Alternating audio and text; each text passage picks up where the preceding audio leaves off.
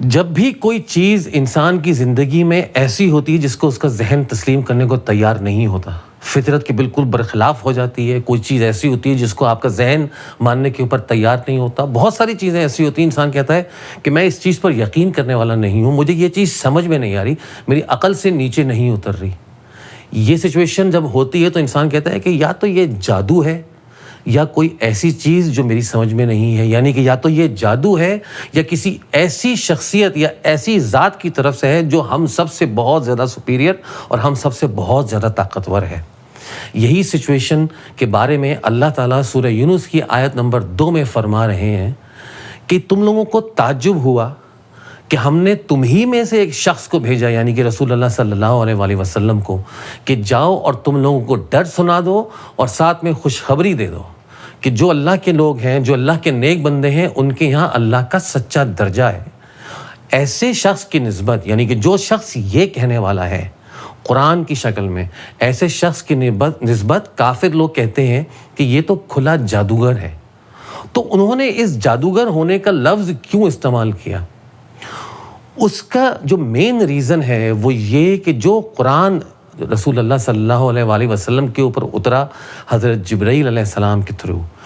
وہ اتنا زیادہ خوبصورت کلام تھا، اور اس زمانے میں عربی لوگوں کے پاس، یعنی کہ عرب کنٹریز کے اندر جو شاعر ہوتے تھے وہی ایسا کلام یا اس سے ملتا جلتا کلام کہتے تھے، اور وہ اتنے زیادہ ذوم میں اور اتنے زیادہ تکبر میں تھے کہ وہ کہتے تھے کہ باقی پورے لوگ تو گونگے ہیں، بولنا صرف ہمیں ہی آتا ہے۔ جو شاعر تھے وہ، اب جب آپ قرآن کو اترتا ہوا دیکھتے ہیں، جب آپ قرآن کو دیکھتے ہیں کہ وہ کس خوبصورتی کے ساتھ اتارا گیا رسول اللہ صلی اللہ علیہ وآلہ وسلم کے اوپر، اور کتنے رائم ورڈز ہیں اس عربی کی لغت کے اندر سے بھی جو اللہ تعالیٰ نے ورڈز کا سلیکشن کیا، وہ رسول اللہ صلی اللہ علیہ وآلہ وسلم کی اپنی زبان کا نہیں تھا، وہ جو ان کو جبرائیل علیہ السلام نے ان کو سمجھایا یا جو ان کو سکھایا، وہ انہوں نے آگے آ کے اس کو ایز از بغیر کسی چیز کے بیان کیا، اور ان کے اندر یہ قدرت بھی نہیں تھی، اور ان کو اللہ تعالیٰ کی طرف سے یہ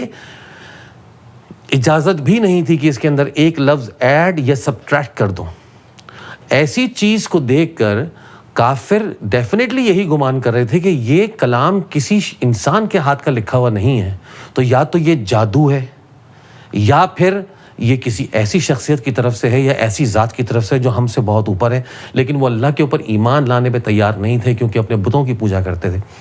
تو انہوں نے رسول اللہ صلی اللہ علیہ وآلہ وسلم کو جادوگر کہنا شروع کر دیا۔ تو اس کے بعد اللہ تعالیٰ نے ایک آیت نازل فرمائی جس میں اللہ تعالیٰ نے کھلا چیلنج کیا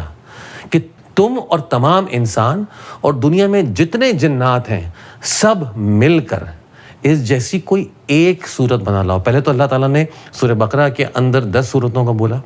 اس کے بعد اللہ تعالیٰ نے آگے جا کر 3 صورتوں کا بولا، اور پھر جو چیلنج کیا اللہ تعالیٰ نے فائنل وہ کیا کہ کوئی ایک صورت بنا کے لے آؤ۔ اب غور طلب بات یہاں پر یہ ہے کہ سورہ کوثر بھی ایک صورت ہے، اِنَّا أَعْطَيْنَاكَ الْكَوْثَرَ فَصَلِّ لِرَبِّكَ وَانْحَرْ إِنَّ شَانِئَكَ هُوَ الْأَبْتَرُ، 3 آیات کے اوپر تو اللہ تعالیٰ نے یہ چیلنج کیا کہ تم کوئی ایک صورت، ان جیسی یہ 3 آیات کے اوپر ایک صورت ہے، ایسی صورت بنا کے لے آؤ تاکہ ہمیں غلط ثابت کر سکو۔ اور کسی کے اندر اتنی ہمت، کسی کے اندر اتنا حوصلہ اور کسی کے اندر اتنی طاقت نہیں تھی دماغ کے اندر کہ وہ اس طرح کے کلام کی کوئی ایک صورت بنا کے لے آئے۔ ابھی نہیں، اس وقت بھی، اور جب تک قیامت آئے گی اس وقت تک بھی، اور اس قرآن میں کوئی چینج نہیں کر سکتا کیونکہ یہ اللہ تعالیٰ کا کلام ہے، اللہ تعالیٰ کا اپنا اتارا ہوا کلام ہے، لوح محفوظ میں لکھا ہوا کلام ہے۔ تو اس قرآن کے اندر اتنی طاقت اور اتنی رونق اور اتنا نور ہے کہ اللہ تعالیٰ نے جب یہ قرآن نازل کیا تو مسلمانوں کے یا انسانوں کے لیے ادھر ادھر بھٹکنے کی گنجائش چھوڑی نہیں۔ تو آپ کے پاس کوئی ایکسکیوز نہیں ہے، آپ کے پاس کوئی ایکسکیوز نہیں ہے، کیونکہ اگر آپ کسی بھی ریلیجن سے تعلق رکھتے ہیں، اگر آپ نے قرآن کو ایک دفعہ اپنی زبان میں سمجھ کر پڑھ لیا تو آپ کے پاس دنیا میں صرف ایک آپشن بچے گا، وہ یہ کہ آپ اسلام لے آؤ، آپ اللہ کے دین کو پکڑ لو،